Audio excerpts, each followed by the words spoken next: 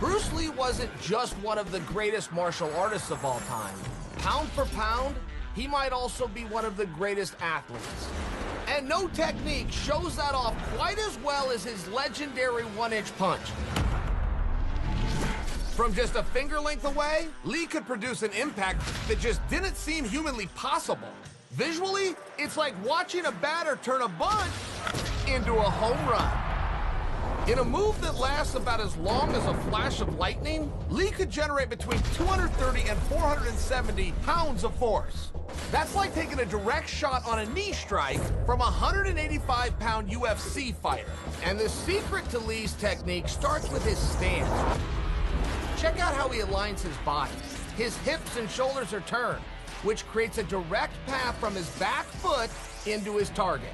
And after he pushes off the ground with approximately 300 pounds of ground reaction force, Lee's muscles start to tighten up.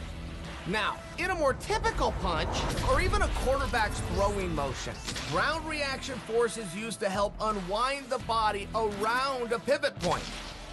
But in Lee's one-inch punch, his stance and contracting muscle groups ensure there is no pivot point.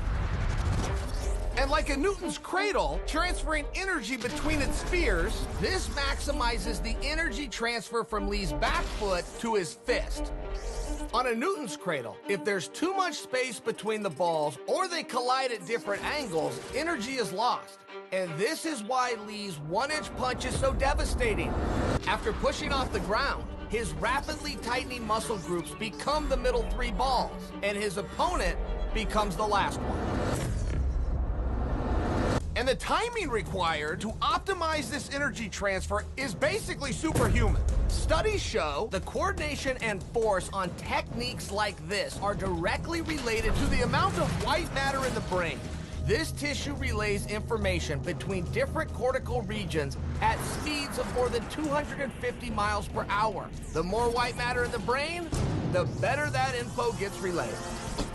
And while it's impossible to know how much white matter Lee possessed, this might help explain why most people, including elite athletes, just can't move like Bruce Lee.